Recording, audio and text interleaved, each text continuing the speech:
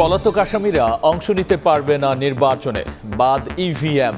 জোট করলেও ভোট করতে হবে নিজ দলের প্রতীকে। সশস্ত্র বাহিনীকে আইন শৃঙ্খলা বাহিনীতে যুক্ত করে আরপিও সংশোধনী অনুমোদন। ব্যক্তিরা ইলেকশন করতে পারবে না, সেটা ইনক্লুড করা হয়েছে। যদি নির্বাচনী জোট হয়, জোটের অংশ হলেও দলের যে প্রতীক সেটাতে ইলেকশন করতে হবে। ইভিএম রিলেটেড যে বিধান ছিল সেগুলি বিলুপ্ত করা হয়েছে। বিতর্কিতদের দেয়া যাবে না নির্বাচনের দায়িত্ব। সিইসির সঙ্গে বৈঠকে বিএনপি। জাতীয় নির্বাচনের দিনই গণভোট দাবি, আগে গণভোট চায় জামাত।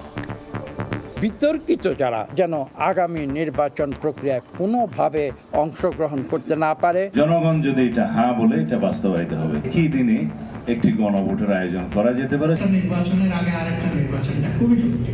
ওই দিন যদি নির্বাচন হয়, কিসের ভিত্তিতে নির্বাচন হচ্ছে জনগণ জানবে না। কোনো রাজনৈতিক দল নির্বাচন যেন সঠিক সময় না হয় তার চেষ্টা করছে। দেখছিলেন প্রধান শিরোনাম।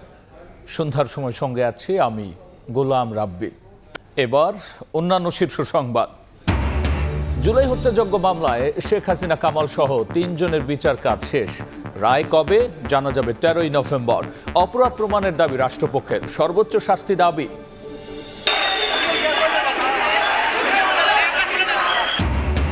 জুলাই হত্যা মামলায় নিষিদ্ধ ছাত্রলীগ নেতাকে মুন্সিগঞ্জের আদালতে তোলার সময় হট্টগোল।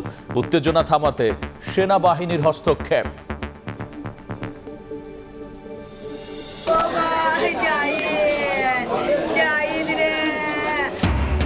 মাদক ব্যবসা নিয়ন্ত্রণ নিয়ে জেনেভা ক্যাম্পে ফের সংঘর্ষ।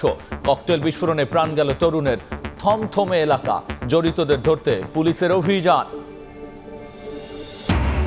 29 বছর পর অমর নায়ক সালমান শাহর মৃত্যু রহস্য উদ্ঘাটনে তোড়জোড়। হত্যা মামলার আসামিদের দেশ ত্যাগে নিষেধাজ্ঞা।